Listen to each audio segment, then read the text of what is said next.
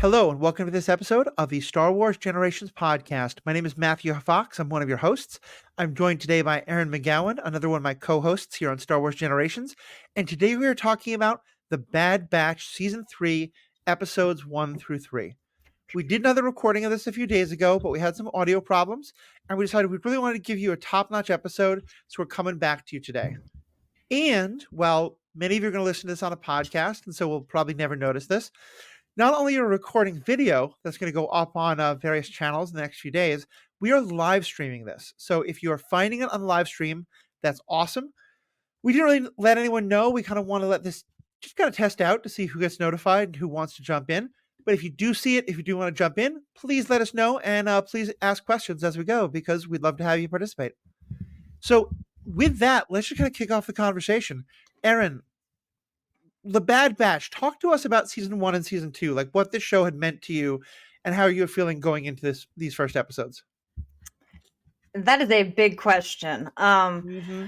But The Bad Batch, to me, season 1 was the revival of Clone Wars.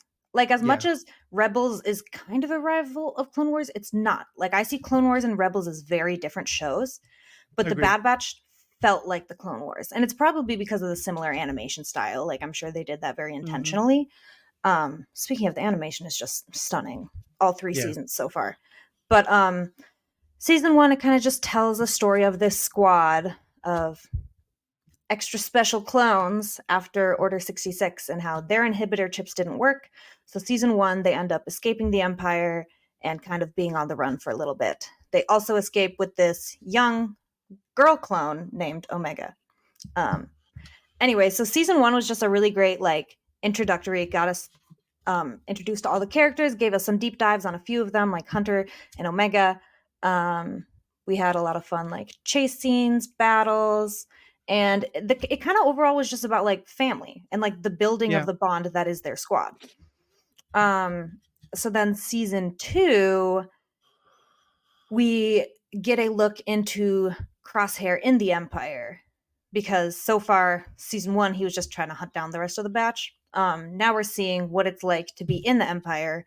And so we have some really great episodes, really great characters from that. We get to see Commander Cody again. We get to see Hauser again. And we get to see Captain Mayday, Commander Mayday.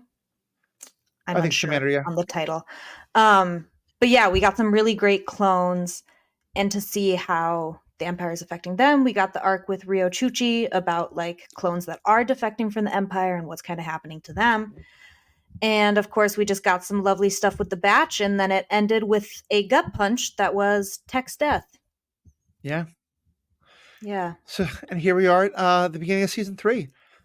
I think you're very right, and I love the way you phrased it, especially in terms of how this and Rebels line up to how this and Rebels line up to the Clone Wars. Mm-hmm.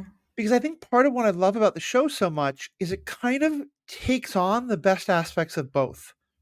I think you're right that it is more of a sequel to the Clone Wars than Rebels ever was. The animation style, the focus on the clone characters much more. The use of the Force is almost completely non-existent, although the Force as a plot aspect is becoming a major thing. But in the Clone Wars, as much as it is about the people fighting the Clone Wars, and often the clones are the shock troops and the foot soldiers, but there's a lot of Jedi and a lot of lightsabers and a lot of Force using. So in many ways, this feels very similar. But also, Rebels is all about found family. Rebels is all about a small group of people trying to make a difference, whereas the Clone Wars, basically, it's about a whole galaxy-spanning war. And every story, we're jumping around to different characters all throughout the galaxy. And so I kind of feel like this is taking a lot of the best parts of what made Rebels so good and now saying, let's do that, but in a much more clone-focused story. Yeah, definitely. I would agree, because it's like you're saying, the Clone Wars was just everywhere. It's different people, different family groups, different friend groups, different species, everything. And then Rebels was very centered on the one found family. And then I feel like Bad Batch is exploring the idea of found family within almost like a biological family. Yeah. Because it's they are all obviously brothers and they treat each other as such, but after Order 66, things kind of change. And so it's like, and they have that conflict through all of these seasons about, well, I don't want to kill regs. Like, I don't want to kill clones working for the Empire. Like, those are still our brothers, even though they don't agree with us and they're trying to kill us. Like, it's just this interesting, like, divergence. Yeah. Because it's the Brotherhood we were introduced to in the Clone Wars, and just like the Bad Batch is tearing it apart and like diving into clones, which is everything I've ever wanted. I love clones. Yeah. All I want to talk about is clones. Yeah. Yeah. And we're getting their stories told in such interesting ways, especially because if the Clone Wars, I mean, it's much more militaristic than anything else Star Wars has put out, because it is about the military and the soldiers in it and all the sort of interesting and difficult questions and challenges that they face. This now is about what happens when we're trying to decommission soldiers, when soldiers are being pushed out, and when, in this case, you signed up to work for one government. Well, in the clones, they never signed up. They were just basically slave soldiers, but they were loyal to a particular kind of government. And now that's gone. And now, it's all about the Empire instead of the Republic. None of them want to support that. And one of them has had changing loyalties, and that's what we're exploring now. Yeah. So with all that in mind, what'd you think of these first 3 episodes? It was like, well, it was a lot of mixed emotions. So I've been incredibly busy and overstressed lately. So being able to sit down and watch a new episode of The Bad Batch was just like a breath of fresh air. It was so exciting. And then we actually get into the episodes, and the first episode, Confined, no fresh air to breathe. Yeah. Kind of depressing. It's just showing where Omega and Crosshair are at in Tantiss, which is the laboratory research station. Yeah, and Crosshair's like a prisoner. She's, like a quote lab assistant. She's also a prisoner, but they're just having her do things because Nala Se wants her there.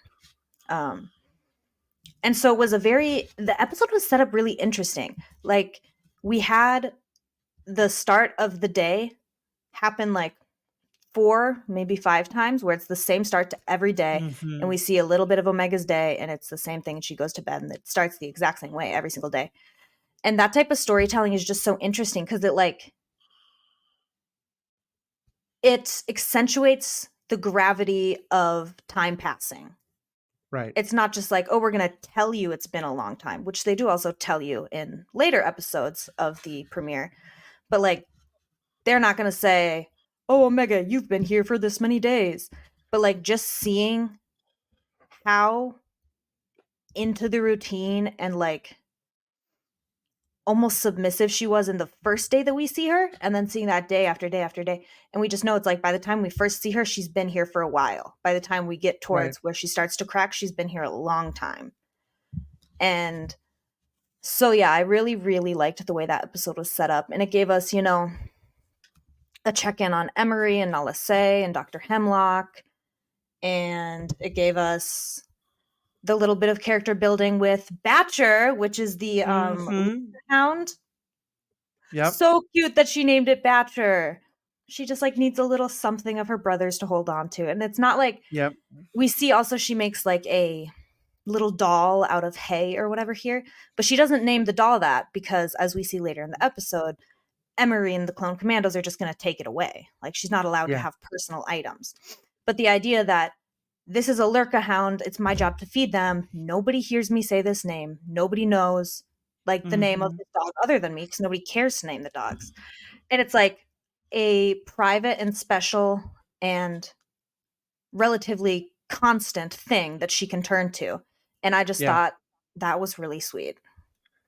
Yeah, I mean, I think going back to what you said about that kind of montage at the start, one of the things I think is so powerful about it is it shows how much this is designed to drive the fight out of you, because it's so monotonous. It's so mundane. I mean, think about the worst kind of like, punch in, punch out, do the exact same thing to make a widget or to serve someone or whatever that you do at a job.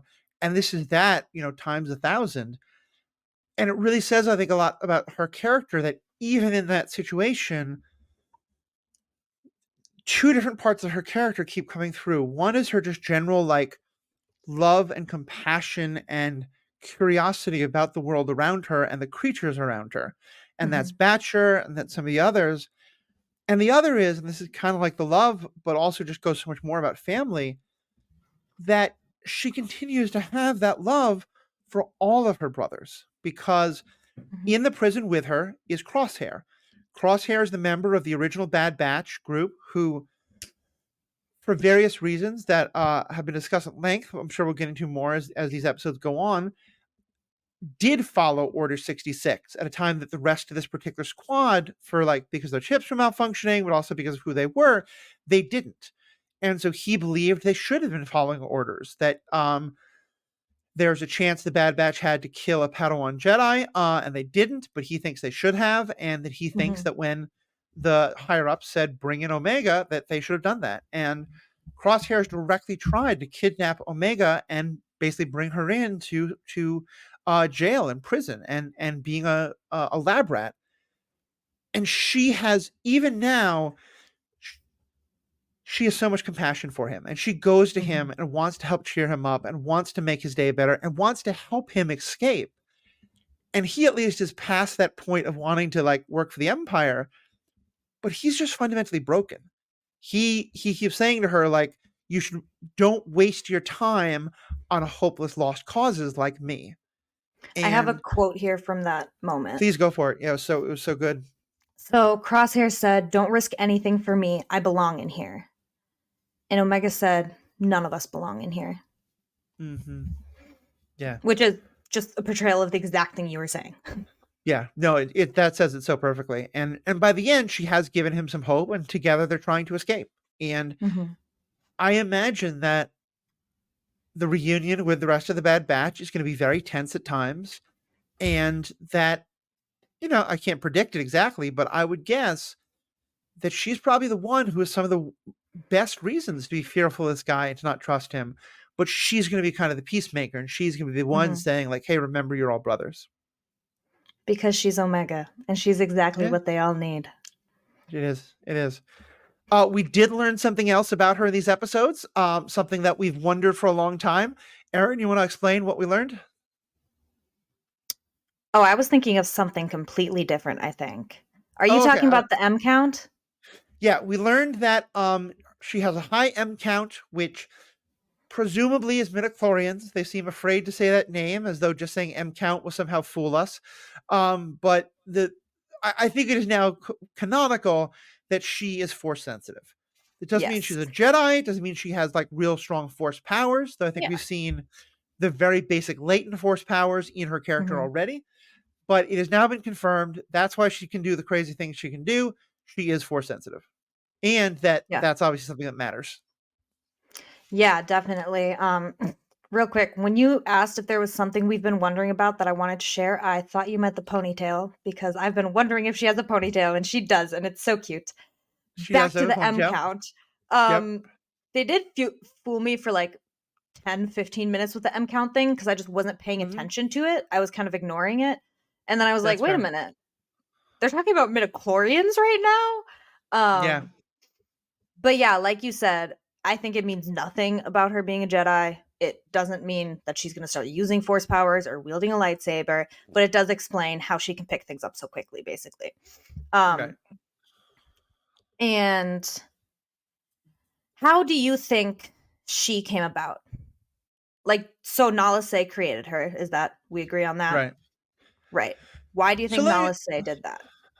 Let me back up a bit and talk about this whole idea of M count. And first, I want to say that Alex Corman, who's our third host, we had to switch things around to re-record. He couldn't be here. He was really excited about this M count stuff, and I'm very sad he's not here, because I think he makes a very good case for why, from some perspectives, this is really great storytelling and a story he really wants to know more about.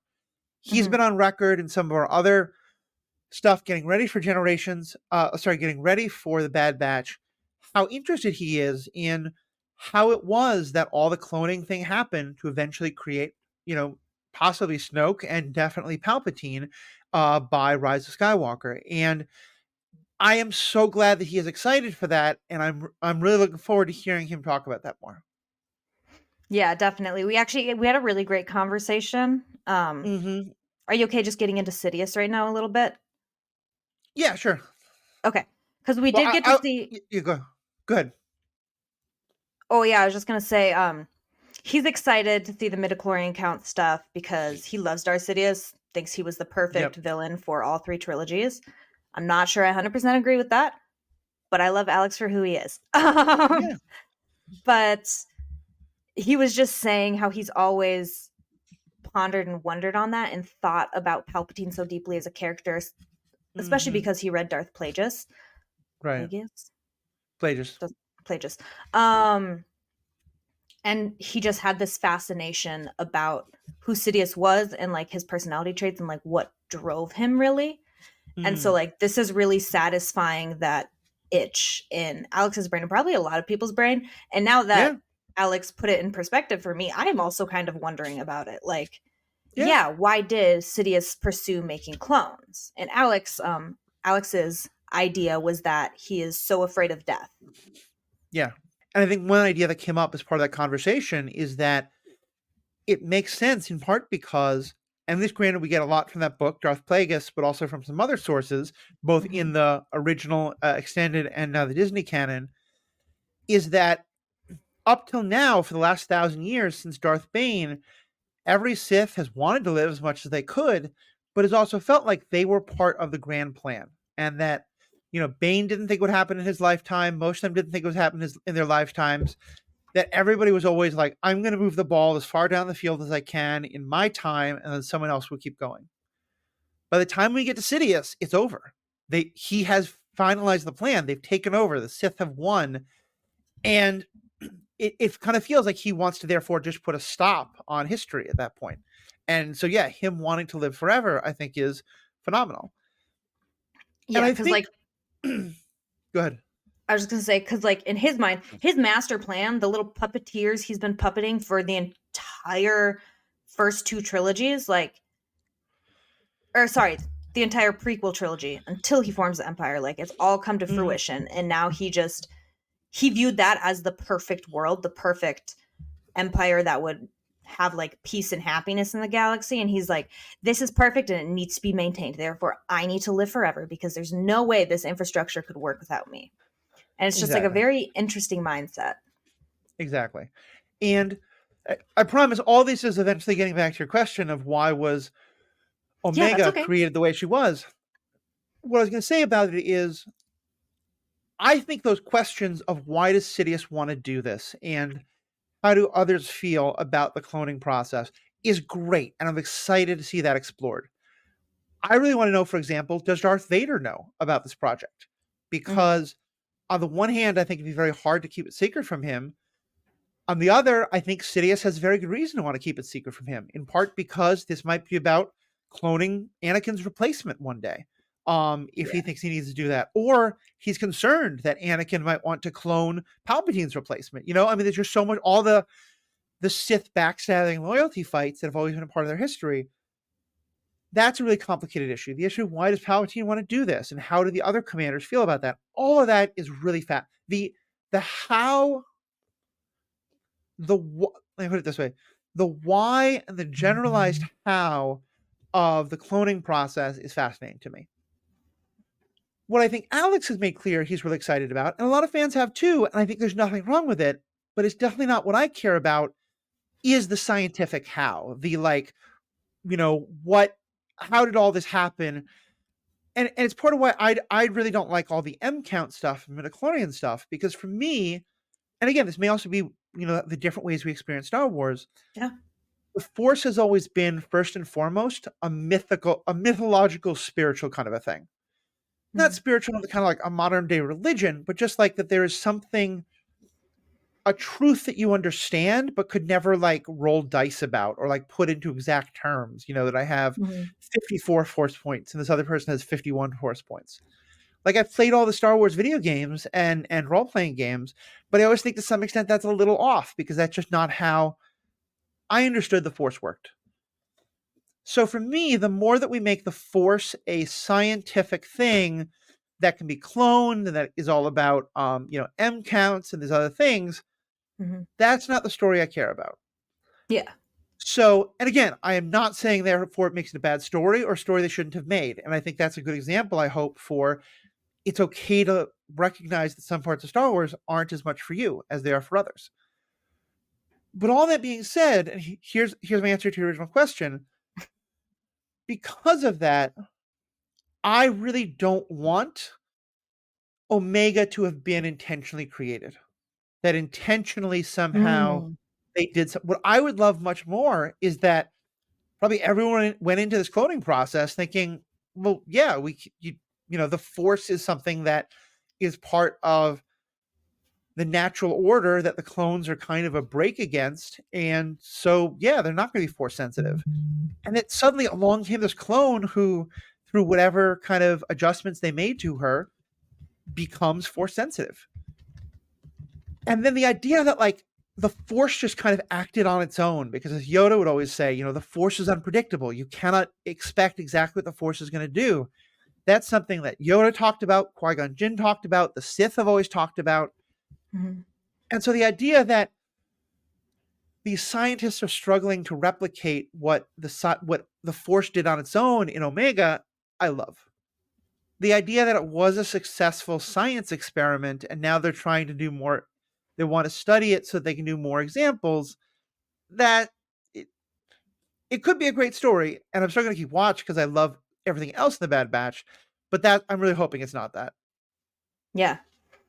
I feel like I have a couple different ways of viewing and thinking about this question because, like, so a big part of my influence and understanding of Kaminoans comes from the Republic Commando book series, Uh-huh. and in that series, the lead scientist, her name is Kosai.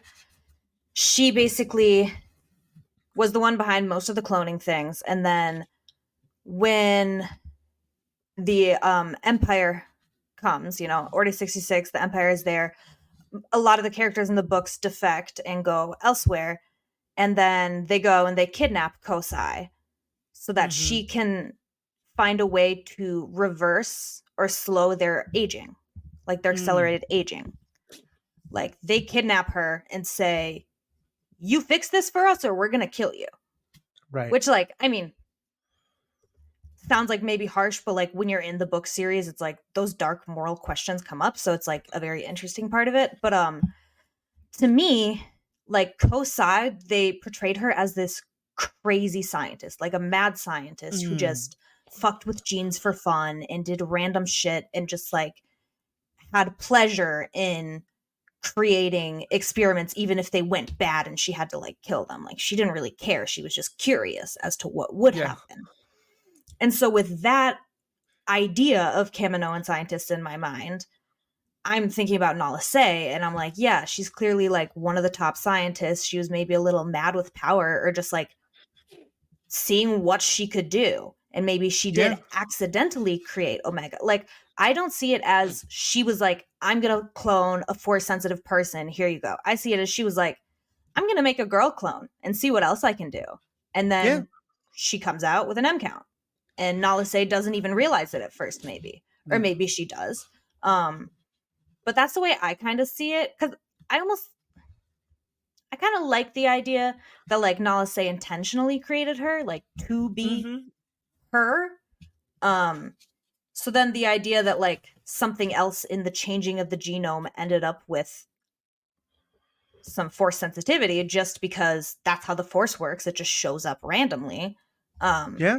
that's how I kind of headcanon it. That fits I can in. see that. It makes the science still respect the anonymity of the force almost.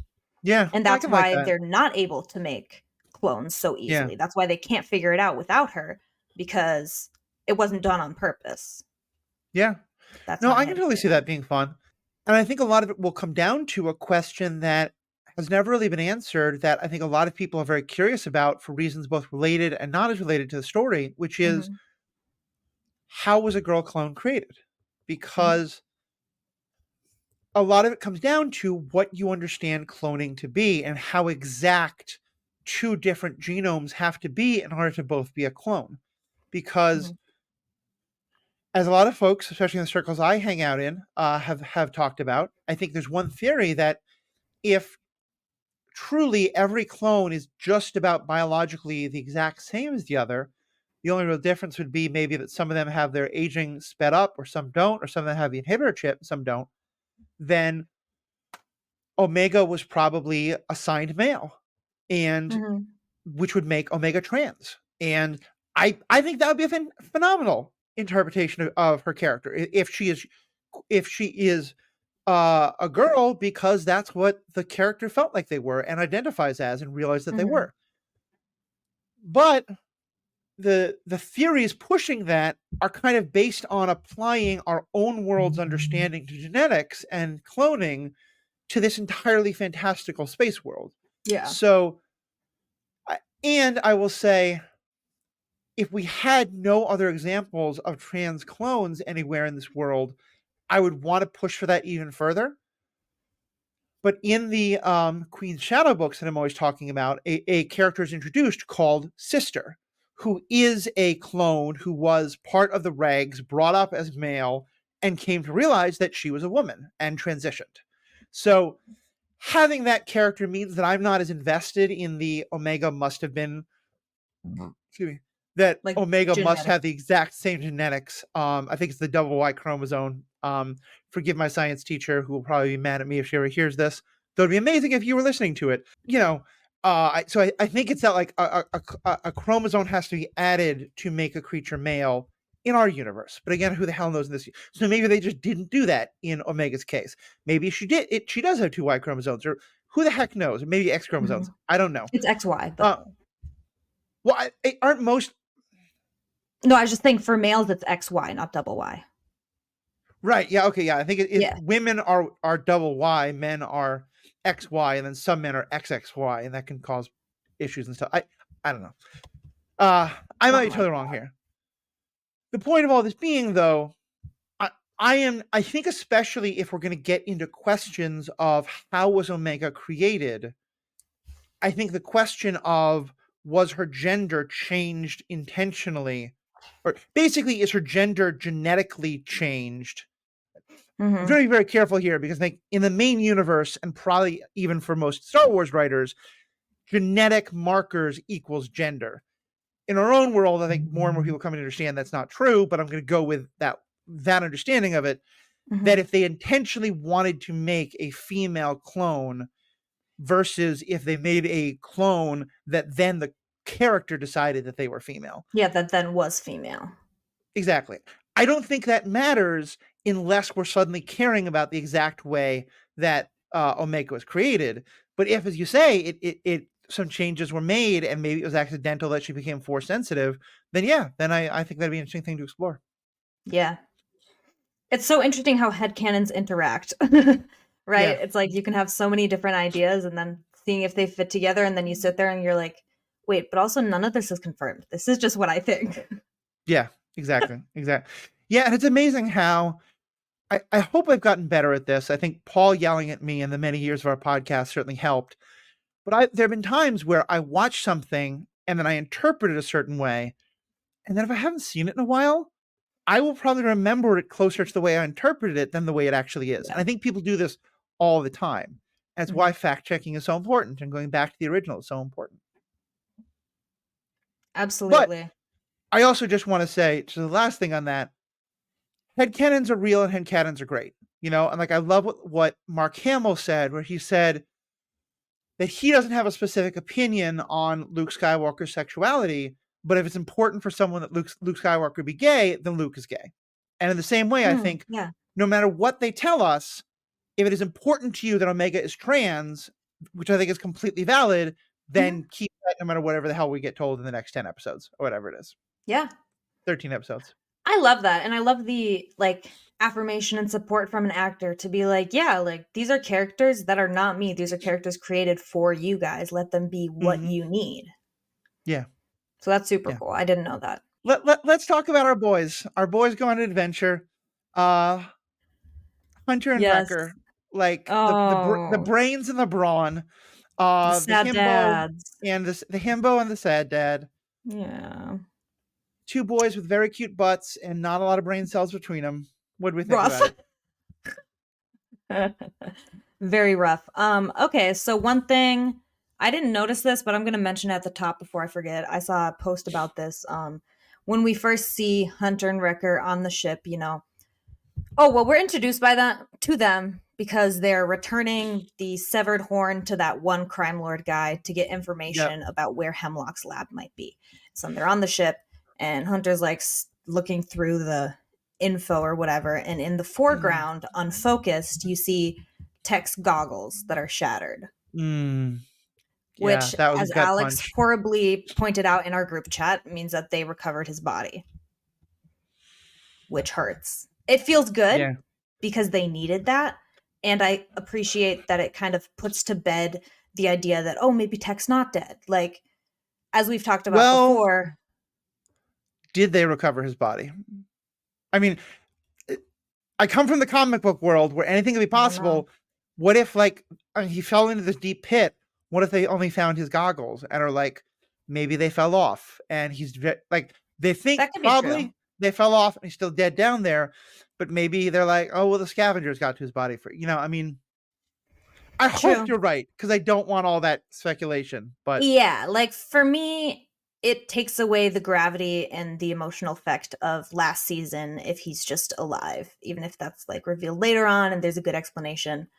Agreed. I would prefer that grief to be real and to be constant because I like to suffer.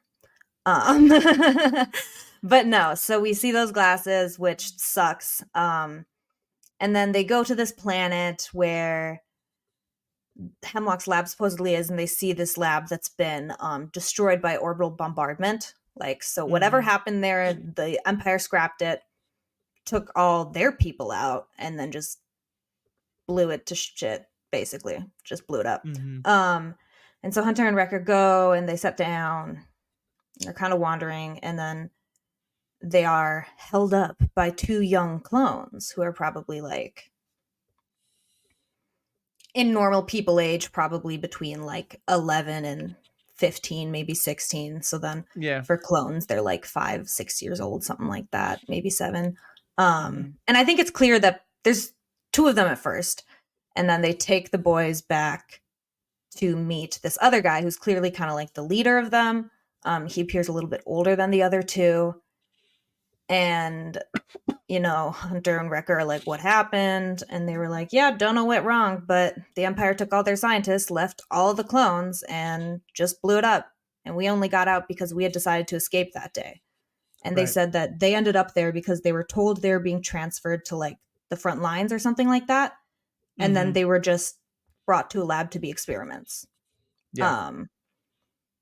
Which is fucking horrifying. Anyways. And so they kind of talk through things, and they say that they had seen a control panel that was still intact somewhere in the ruins because, the boys have been around. I meant to go write their names down and I forgot. But they say that they had seen that, and then they kind of hypothesized with Hunter and Wrecker that there could be information about where Hemlock went afterwards, where he might have taken Omega somewhere on that control panel. And so then Hunter and Wrecker decide to go there.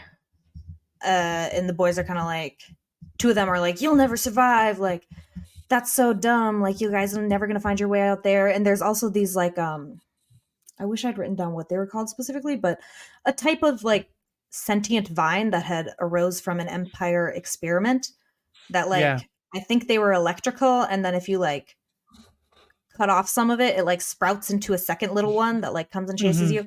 So a very interesting concept. And so basically they're trying to like avoid these vines and not disturb them as best they can. So they take Gonky with them because they need a power source. Which, as we talked about in our lost audio files, is the first time a Gonk droid has ever actually been crucial and helpful. And like Gonks were already getting, I think they used a Gonk once or twice in earlier Bad Batch episodes, but this I think was definitely the most like Gonk was, required for this mission, not just helpful. Yes. Well, Gonky's been around. Yeah. But yeah, he's just been chilling. He usually gonks across the ship as they fly crazy. Yeah. It was so good. It was such a nice moment. And I gotta say, like, I think the horror vibes, like it really gave that in a strong way. I am, and this is probably Paul's influence to me in a large extent, but not entirely. I am getting to the point where I'm kind of done with our heroes going to the planet where a large, perhaps scary to humans, but like not being aggressive, just living its doing its own thing on its own planet, Mhm. life form exists, and because our heroes disturb it, it starts fighting back, and then our heroes have to kill it.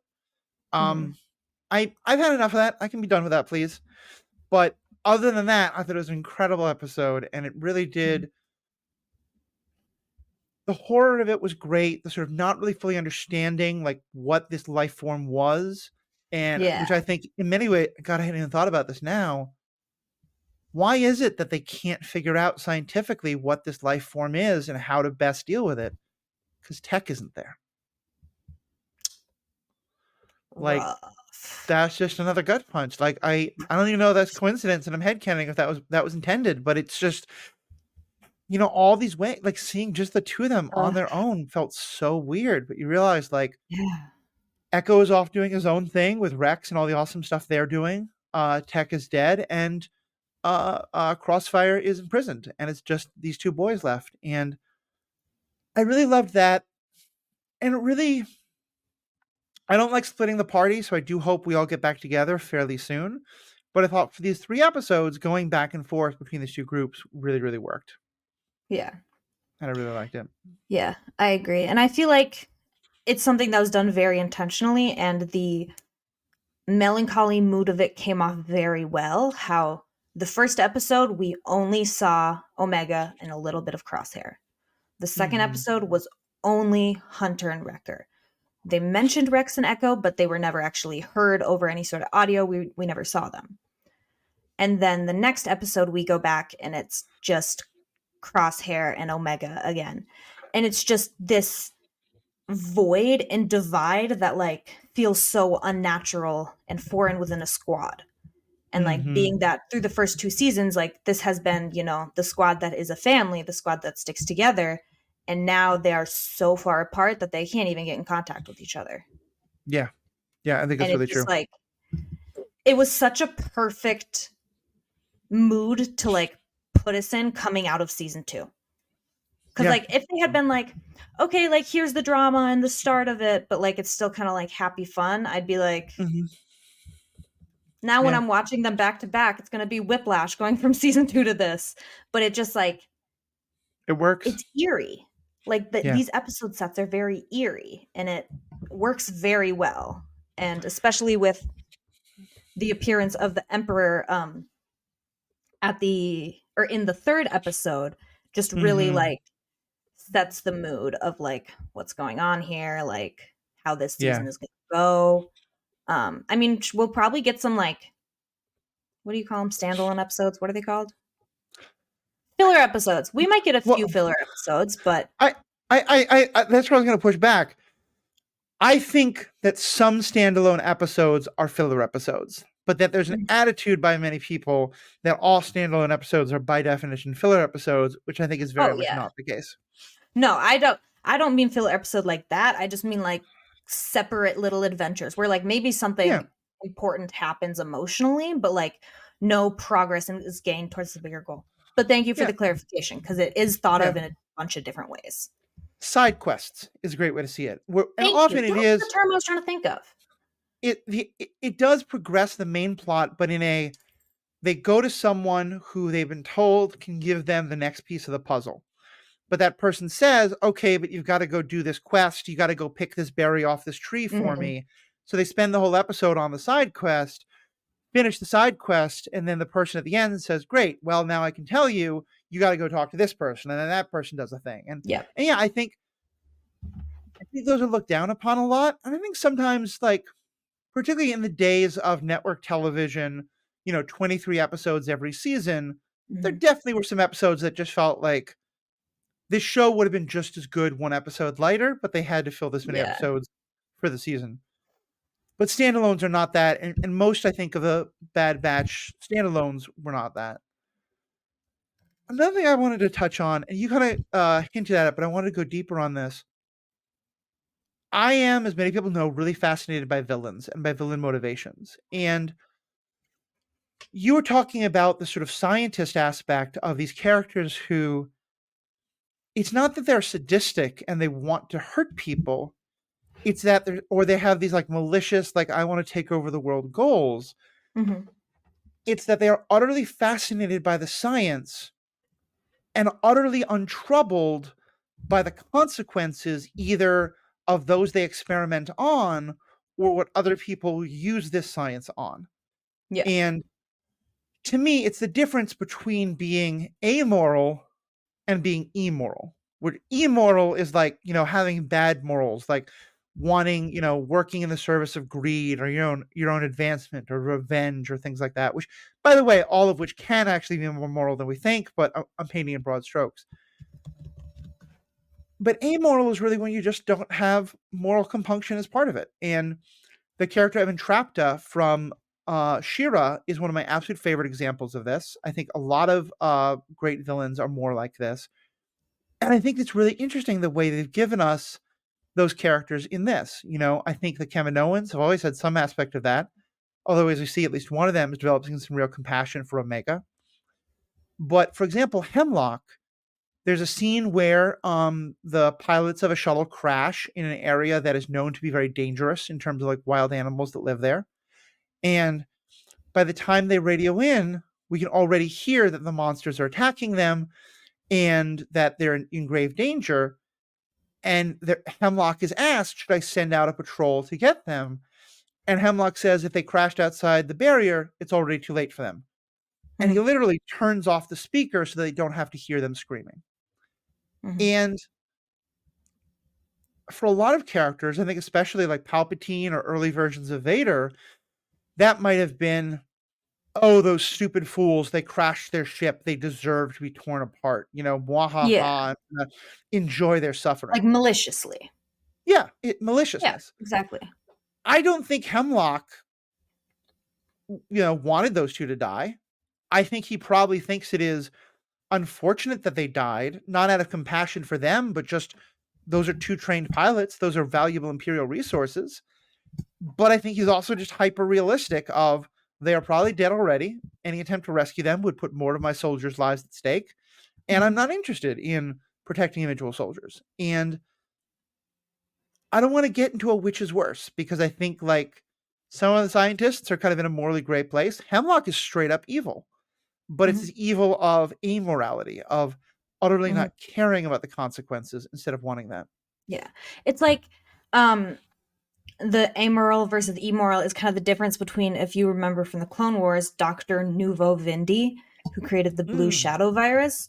Yeah. Like, his goal was to kill people. He wanted to watch the universe or the galaxy just explode in disease. Like, that Right. was exciting and fun to him. But like you're saying, Hemlock, like, he doesn't necessarily want to cause pain, but he is willing to do anything to reach Right. the scientific goals he has. And he's a very cost-effective person, and he really cuts his losses. And like you said, he's not going to go expend more resources to probably not even help these two people who just kind of fucked up on their way down, Right. And it's not malicious. It's just calculated. And he probably never thought about it again. Yeah. He's not bothered. He is not going to have bad dreams at night about the people who had to die. Correct. Yeah. Yeah. So I just think that's some great storytelling from them. Yeah. And I did write down the actor who plays Hemlock is Jimmy Simpson. Okay. I mean, a comedian, but also I've seen him in a couple of just like really spooky, scary roles. And Nice. it's just one of those voices that I recognize. And I was like, where have I heard that? And it just like, it all came together. Like, he just does such a great job with the just cold, calculated, like, what would you call it? Almost like a detached evil. Yeah. And I think the result of it winds up being quite terrifying and quite chilling, I think is the right word, because if someone wants to kill me out of hate and out of this like strong emotion, I feel there's a chance I can appeal to their emotions. I can make an emotional appeal of like, wait a minute, like you should have compassion for me, or like Mhm. I can wash your car really good, whatever it is. Like I can appeal to that emotional thing. But if you have just calmly and logically decided that I'm a resource that is better disposed of, there's no compassion there. Yeah. There's no like vindictiveness. It's not a hate of me that I need to Yeah. there is no anger for me to calm down. And so I think in that way, like it the person who hates you and wants to do anything they can to kill you is terrifying too. This is just terrifying in a very, very different way, but a very Yeah. because it's not the norm, I think it's all the more effective. Yes. Absolutely. Like it comes down to like, yeah, like you said, you can play for people's emotions, but you can't convince someone of your usefulness when they've already Right. decided you're worthless. Right. Like, And I and that think that applies in real life. yeah, unfortunately, very much so. I mean, just look at the responses when innocent people are killed, especially through like racism or as we saw most recently and most tragically, transphobia, with necks getting beaten up and losing their life, being killed, and by transphobia and just all these kind of things like racism, whatever. Yeah, it's hard when someone doesn't see you as human and as worthy as human compassion. It's hard to then appeal to their emotions. And Yeah. yeah, You're it kind Star of Wars making a great point for sure. And just the last thing for me on that is, where was it? What was the thought I had? Callousness. Just one last thing on that. I think part of why that scene with the two fallen pilots was so powerful is often we see a version of that screen told for a very different reason. That scene, because Mhm. often we see that scene as a way of our hero has to make the hard choice, and that the hero hates it, but the hero has to do this because if they try to save the two people, then 200 might die, or 2,000, or 2 million.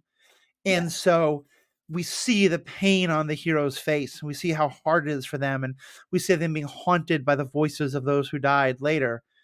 And it's just the exact opposite. Hemlock doesn't have a thought in the world as he Mhm. shuts off that speaker, and that just makes it like it's just such a great villain moment. Yeah.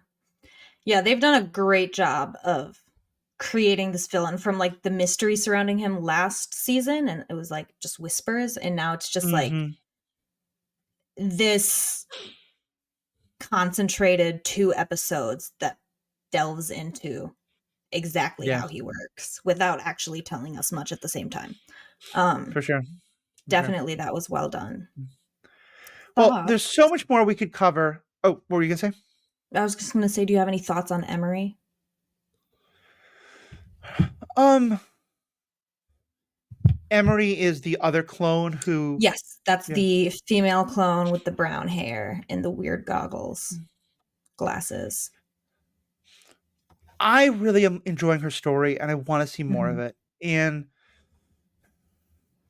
I think they're exploring a very interesting dynamic, which is, a thing that happens under oppression a lot of the person who is well treated and thus winds up having more loyalty towards the people who are oppressing them because they think, well, I'm not being as oppressed as everyone else, Mm. versus the person who's like, no, this is all wrong. And it breaks my heart. Obviously, I want her to help Omega, but I also understand why she didn't. I think she thinks like I have it good, and I think there are a number of other struggles that have happened for freedom in our own country and around the world. I think civil rights and anti-slavery is one of the best examples where there were terms that were Mhm. given to those who are more like on the side of the masters, even though they were still slaves or oppressed or whatever it is. They're not terms I'm going to use here, but folks can probably guess what I'm talking about. Where it's that tension, and I think it is very easy to just say, oh, well, you have it good, so you're selling me out. And I think we're supposed to be pretty mad at her for selling out Omega. But I think we're going to get some more from her perspective that kind of Mhm. shows us like she is just as caught in this. And she is probably on some level like, it may be that she's just as like science focused. And so she doesn't kind of notice like she's a slave because she gets to be in the laboratory. Or it might be that some part of her is just as aware that she could be easily killed at a moment's notice, but she's choosing to ignore that because they're being so nice to her. What about you? What's Yeah. your take? Yeah. I mean, I'm interested to see where they go with her story. And I thought as you were talking about your thoughts is, she gives us a really good POV to view Hemlock's lab from here on out. Now that Omega and Crosshair are gone, it gives us a character to center around, because you can't really center around the villain too much. Nala Yeah. Se is honestly not that interesting and deep. Yeah. Well, I mean, she contains multitudes, but she doesn't seem like the right choice for a kind of central character either. So I Yeah. think that will be really interesting. That being said, right now, currently, I have no good or positive thoughts or comments about Emery. I don't like her. Yeah. And I think that's it's just fair. me being a salty bitch because she did Omega dirty twice, Yeah. and I don't like it. I And I think it's know. totally fair. And I think the story could be told in a way where Emery never changes sides and gets a very satisfying death or defeat Mhm. when we take her out. I think for the most part, the Bad Batch has not been anywhere near as predictable as a lot of shows are. Sometimes it is, there are Mhm. definitely some tropes it has. And it does feel to me like I will be somewhat amazed if Emery doesn't wind up helping Omega in the end. Like she doesn't make a hero turn where she turns on Hemlock and maybe she's the one to Mhm. kill Hemlock, or she just sacrifices herself to help Omega escape against Hemlock wishes. I kind of feel like we're being set up for that, which is why I'm having like sympathy in advance for her. Mhm. But I think you're right. They're doing a good job of being like, yeah, from Omega's. Well, here's the thing. It's also that Omega is so much the moral heart of this show, and Yeah. Omega She's so doesn't nice hate. to Emery. Yeah, Omega, and I think that also makes it harder for me to like. I kind of want to shake Omega and be like, "Girl, this person's not helping you. Stop trying to save all these lost, wounded puppies." And by the way, Mhm. when you start dating, you can't fix them. Like, because if anyone's gonna grow up to try and fix them, it's Omega. Um, and I say this like, forget the gender part. I say this. I was I can fix them for a long, long time. Um, Yep. the first time I was in an emotionally healthy relationship, I told my best friend at the time that I was kind of bored, and he said, "That's because you're used to drama," which was a very telling statement. But anyway, Yeah. back to this. Yeah, so I don't know what to feel and think, which is why I think the writing is so good, because I feel like part of me thinks Omega's going too far, and the Omega should be just like, "No, you're terrible. I hate you." Part of me thinks that the fact that Omega still cares for her means that I should still care for her. Part of me thinks the writers are going to do something good with it, and I just don't know what. Yeah. I'm sure they'll do something great. Like it's a Filoni production. It'll be Yeah, amazing. I'm sure I'll have more thoughts about her character a few more episodes in, but right now I'm still mad about last season and I'm just mad. that's fair. That's very fair. um One thing I do want to talk about quick, that I loved so much is Plan 72. Yeah, talk about that.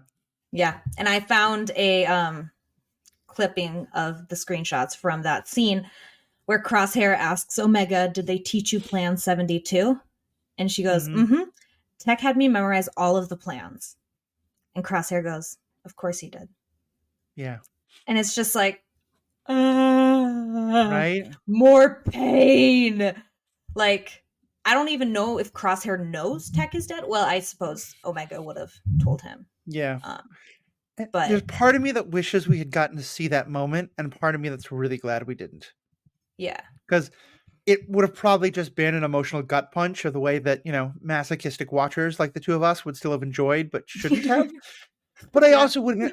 I would have been very curious to know, like, what role does Tech's death play? Like, clearly, he had his turn against the Empire completely before he knew that, which I think is good. Yeah. I wonder if some version of the script did have Omega telling him. Um, and I think maybe it would have just been too dark. I don't know. But I do think that him just like her honoring Tech by saying it's he who did this, and Crosshair saying, "Of course he did." It really felt like the two of them bonding over their shared love for their brother. Absolutely.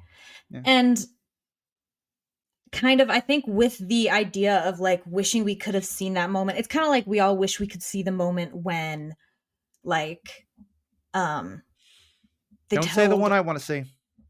You go ahead. You go ahead. But you're on thin ice.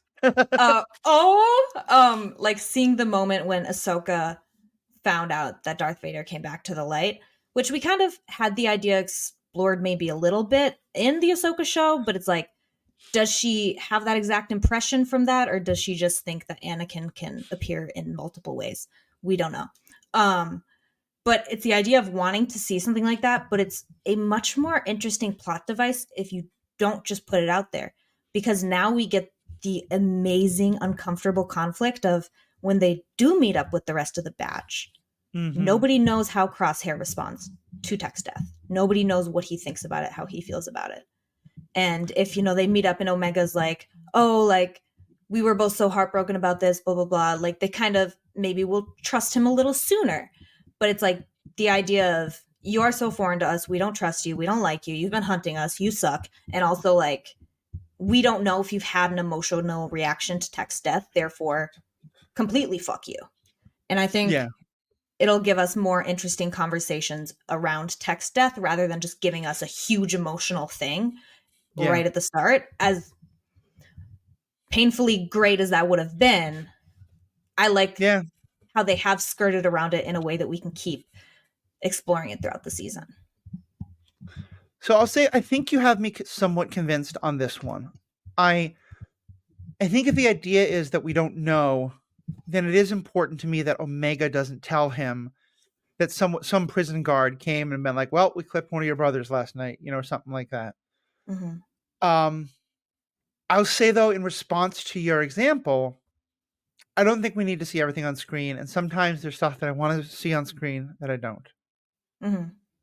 If Star Wars comes to an end and eventually Filoni passes away, and I have not seen Ahsoka and Luke responding to, you know, Ahsoka and Luke getting to talk about their father, about his father, and Leia involved in, well, somehow, and Ahsoka learning that he came back, and Luke getting to hear about what his father was like before, and what his mother was like, and both of them hearing that, I will either buy every paper in the Filoni estate and like search for like the napkin where he wrote the idea on, or I will just learn necromancy and dig up Filoni's grave and summon his spirit and be like, I am not going to let your soul rest until you tell me what happened. Spill the beans, David. No, tell me. Dave. Tell me what it is, Dave. So yes. But now that I put aside my maniacal bit of fandom aside, this has been a great conversation. We've gone on for about an hour. I don't want to make these too long. I'm sure you got a long list of things, but is there any one or two last things you want to bring up? Two tiny things. Back to Plan 72. I just loved the way it worked together. Like, they have never, Omega and Crosshair have never been on the same team. They have never worked together in even the slightest way. And even until the very moment that she comes to him and is like, we're going to leave now, he doesn't want to be involved. He doesn't want to work together. And then it's like, they're in this life or death. You know, do you know this plan? Yes, I do. And it goes perfectly. She hops up in that ship. She gets the pilot out of there, or knocks the pilot out, stuns the pilot, I believe. And, you know, motions to Crosshair. And then she comes down in this elevator lift. The doors open. He's like laying cover fire. And then he steps backwards. She gets on her knees and lays cover fire for him.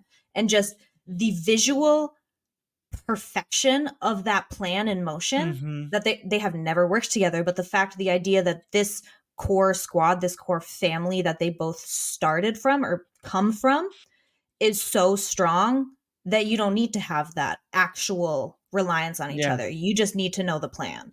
And I really loved that, because I think that also kind of ties back to the themes of the first two seasons. Is like, this is a family, we are close. And I think that something like that will bring them closer together, despite what happened, obviously, with Crosshair. So yeah, there was a lot about that scene that I really, really loved. No, I cheered up during that scene for the same reason. And like, it's a kick-ass, you know, fight scene, but one of the things that made the first season so powerful is that when they start out, Omega sees them as brothers. They see her as a kid who they need to take care of. Mhm. And the first time they come across, like, 'cause none of them are parents. They're like, soldiers of fortune. They're the A team. The A team doesn't have a, 10-year-old girl that they adopt. And the first time they find someone who they know is a good parent, they're like, you should take this kid instead. But by the end of that season, they see her as their sister, just as Mhm. much a part of their family as anybody else. So, yeah. Yeah. So that was one. What's the other tiny thing? Oh no, just like when she's escaping, I don't remember. There was one door that she opened and she was like waiting for it to shut behind her and a little mouse droid came and she just like curb stomped that bitch. She was just like, oh thump. my God. I And felt I just so wrote, bad. Would I you wrote, write? haha, fuck that mouse droid. Ah, my heart broke. I was like, that's poor little, like, I know they're all snitches, but like, it just They're wants to like do its snitches. thing. It was just made that way, it's doing its best. I just Every thought it little was funny. Sorry. Yeah, no, keep going. I just thought it was funny that Omega, who has so much love and compassion and caring for the whole world, in this dire moment of action was like, fuck this mouse droid. Yeah. She's like, I cannot be found out. I don't care if I hurt your feelings. Get out. And I just thought that was really funny. It's like, oh, Omega is in go mode. She's ready to go. It was awesome. It was awesome. Well, thank you so much, Erin, as always. Fans, we're going to be back. We're going to be doing every episode of Star Wars Generation. We're going to be doing every episode of Star Wars The Bad Batch going forward. This was 3-in-1, so there's no bonus content, but we will be continuing our bonus content starting next week, where we're going to continue to go over stories from the Star Wars from a certain point of view. Right now, we're doing A New Hope. And you can get in that bonus content. We're also doing bonus episodes. We have a book club that's releasing a new book every month. This month, we released a book that rumor says might be relevant to this particular storyline. So check that out if you're interested. We're actually going to have a snippet of that at the end of this as a like, hey, if you want to join the book club, this is the kind of things you get. And all that comes for only $5 a month or $55 a year. You get bonus content at the end of every episode, well, the end of most episodes. You get extra content, and also you get ad-free content. So if you're sick of hearing the ads, that's another great way to do it. Meanwhile, though, Erin is not only a fantastic podcast host, but a wonderful creator in her own world. So if I was to, just as a crazy collection of words, Google the words Lady Tano creates, what would I find? You'd find a lot of Ahsoka cosplay stuff. You'd find some lightsaber content. You would find an original Twi'lek character as well as an original zombie Twi'lek character.